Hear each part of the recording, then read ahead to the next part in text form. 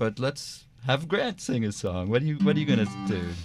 Well, I'm gonna do a Pete song actually, and I'm glad we're talking union. Like 100 years after Joe Hill, we're still talking union, and it's sort of stylish today to there's things that work that people have decided we don't need anymore, like the Voting Rights Act. It's working, so there's this ridiculous notion that we don't need it anymore. The Endangered Species Act, Clean Water Act. That these things are working. Things are better, so therefore we don't need those things anymore. And I think that we talk about that. We hear that with unions too. That we don't have child labor, and we don't have 6-hour work weeks, so therefore we don't need unions. But if we didn't have unions, we'd need unions.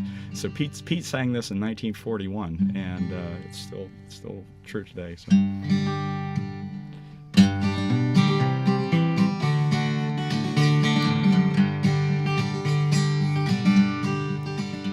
If you want higher wages, let me tell you what to do. You gotta talk to the workers in the shop with you. You gotta build you a union, you gotta make it strong. You all stick together now, it won't be long, and you'll get shorter hours. Better working conditions. Vacations with pay. Take your kids to the seashore. It ain't quite that simple, so I better explain just why you got to ride on the union train. If you wait for the boss to raise your pay, we'll all be waiting till Judgment Day. We'll all be buried, gone to heaven. St. Peter will be the straw boss then.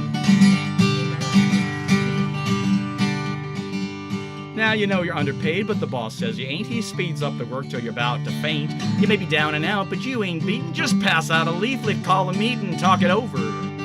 Speak your mind. Decide to do something about it. Now the boss may persuade some poor damn fool to go to your meetings and act like a stool, but you can always tell a stool, now that's a fact. He's got a yellow streak running down his back. He doesn't have to stool. He'll always get along out of what he takes out of blind men's cups.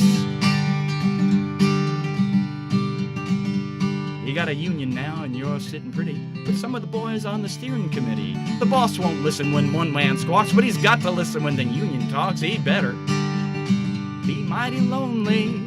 Everybody decide to walk out on him. Suppose they're working you so hard it's just outrageous and paying you all starvation wages. You go to the boss and the boss would yell, before I'd raise your pay, I'd see you all in hell. He's puffing on a big cigar and feeling mighty slick. He thinks he's got your union licked, but he looks out the window and what does he see? But 1,000 pickets, and they all agree he's a bastard.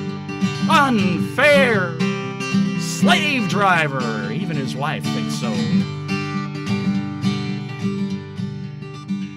Now, boys, you come to the hardest time. The boss will try to bust your picket line. He'll call the police, the National Guard, tell you it's a crime to have a union card. They'll raid your meetings, hit you on the head, call every one of you damn red, unpatriotic.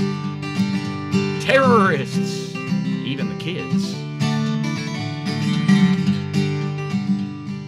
But up in Detroit, here's what they found. And out in Frisco, here's what they found. Down in Pittsburgh, here's what they found. And at the University of Miami, here's what they found. That if you don't let lead-baiting break you up, you don't let vigilantes break you up, you don't let stool pigeons break you up, and you don't let the governor break you up, you'll win.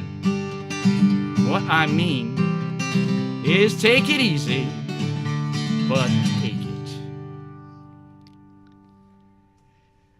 Grant Livingston in the studio with a Pete Seeger Talking Labor song? Talking Union song. And Grant's going to be part of the show next Saturday. 2 shows, actually, 2 p.m. and 7 p.m. at the Lake Worth Playhouse, a Carry It On program produced by Joyce Brown, who's also here in the studio. And I keep on thinking of that saying that's on Pete Seeger's banjo. This machine surrounds hate and forces it to surrender. And singing songs like that, I think that Peter had seen a lot of hate. Well, and he also did a lot. He saw a lot of hate, but he did everything he could to stop it.